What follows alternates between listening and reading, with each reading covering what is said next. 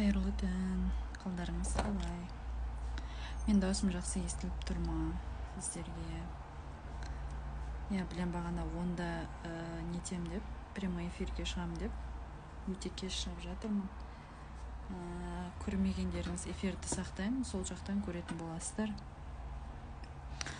Бағана тана көз құрағын сұраған болатын, қалай тігіледі, соны көрсетіңізші деп. Сол қазір тана көз құрағын құрайтын боламыз. Мен ертең бірінші күн екен, понедельник екен, ұмытып кеткенмін ғой. Баланы садикке дайындап бүйтіп жатқызам дегенше өтетін болып кетіпті, кеш болып кетіпті, в общем.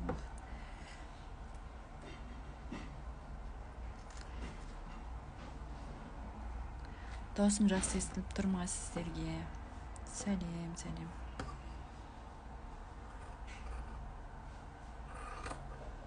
Даусым естіліп тұр ма? Жақсы айтып жіберіңіздер. Мен қазір заготовкаларын дайындап отырмын. Қыздар, апайлар, даусым естіліп тұр ма? Анық естіліп тұр ма даусым?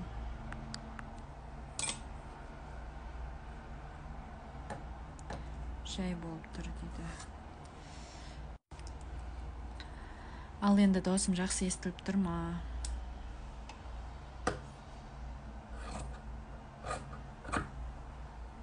Түнгі шабыт, түн жарық. Қайырлы түн. Қазірде жай шығып тұр ма даусым? Барынша қаттырақ шығаруға тырысып жатырмын, бірақ жай шығып жатыр, білмеймін екен. Жауа, терезені жабасашы.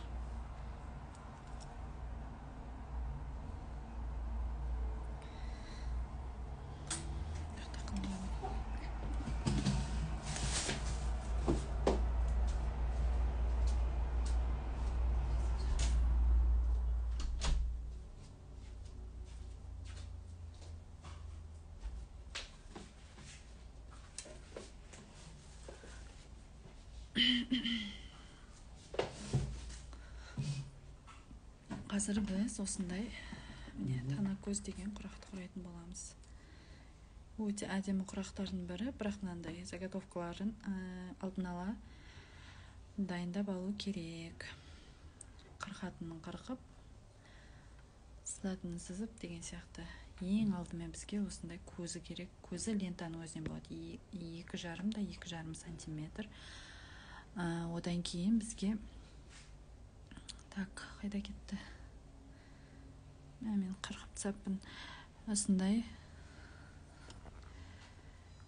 қарай бір тұрайын,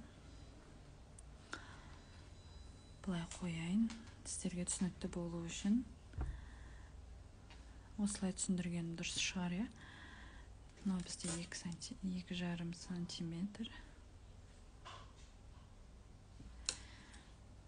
Ең әуелі бізге осындай 2,5 сантиметр 25.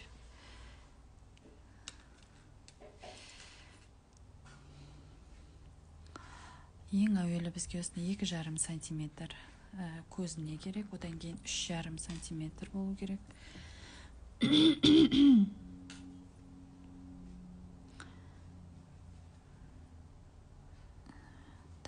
Ручкада жоқ бағалады.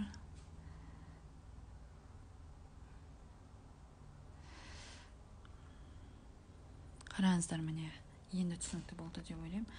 2,5 сантиметр дейін керек ең көзіне, одан кейін 3,5 сантиметр, одан кейін 4 сантиметр, одан кейін 8 сантиметрлік осындай квадраттар, және барлығын осылай диагоналынан бөліп аламыз осындай қылып. Ой, зарядкамда отырады.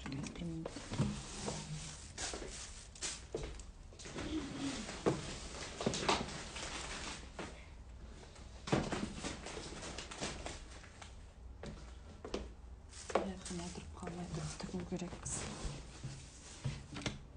Зарядкаға жетпейін деп тұр. Енді тігуге кірісейік.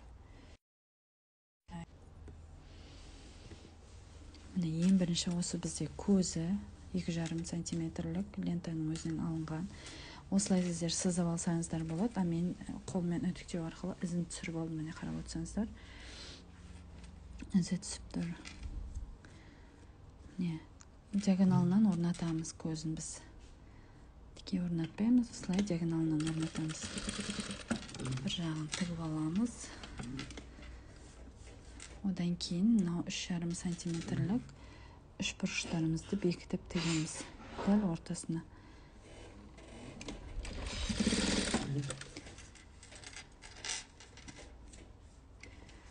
Көзі қисайып кетпей үшін дұрыстап түзеу тігу керек. Көзбен қарап деген сияқты.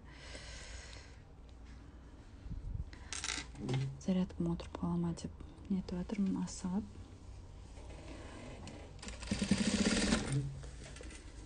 Қайта жазып жатқаннан кейін бағана шығам деп едіңіз ғой деп жазып жатқаннан кейін шығып отырмын.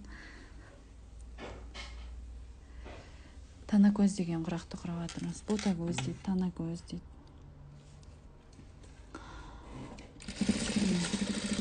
Осылай жаңа 3,5 сантиметрлік бұрыштарымызды осылай тігіп аламыз.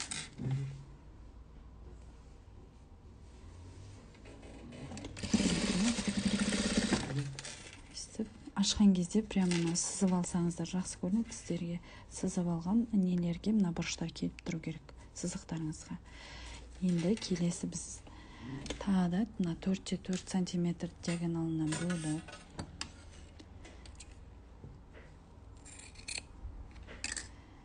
4,4 сантиметр жаңағы квадратымыз диагоналынан бөліп, екінші қатарға тігетін боламыз.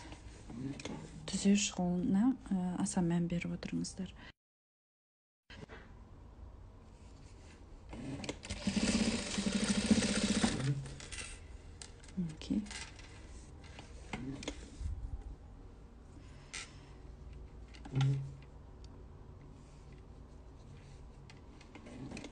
Басы осылай кішкентай детальдардан басталады.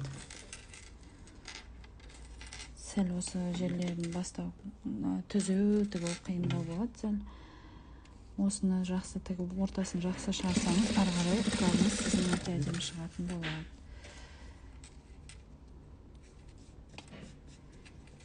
Мінекей, енді дальше бізге керек 2,5 сантиметрлік ленталар керек болады. Осы екі түстен де.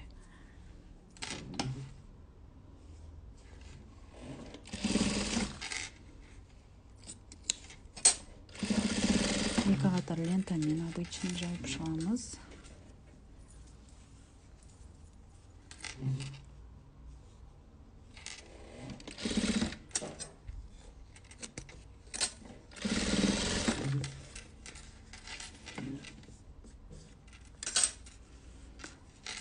Эфирді сақтап қоям, басынан бастап көрмегендер болса, басынан бастап көріп аласыздар, сосын дайректке жаза кетіңіздер, келесі қандай құрақтың түрін көргілеріңіз келеді. Болмаса комментарийға жаза кетіңіздер.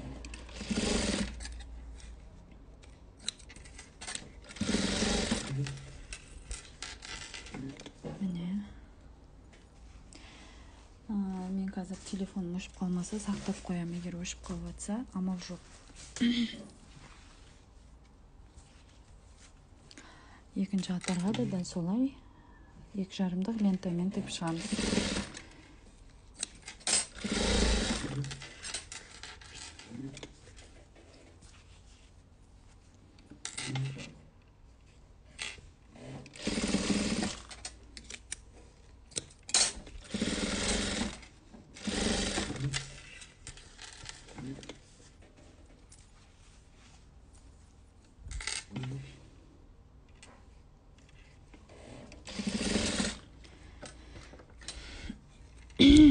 Рахмет.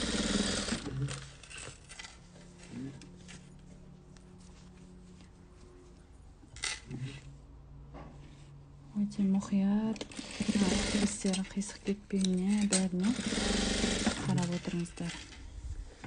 Енді біз жаңағы 8 сантиметрлік, 8 немесе 9, кішкентай болып жатса 9 сантиметрден алыңыздар. 8 сантиметрлік осындай квадратымызды диагоналынан тоже онда бөліп осы бұрышты жауып шығамыз.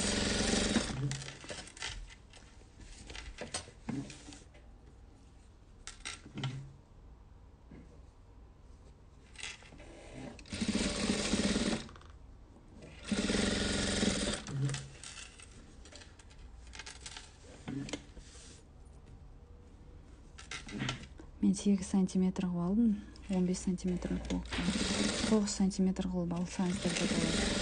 Егер сіздің әнеңіз шықпай жатса. Кейбіреулері 9 қылып алады.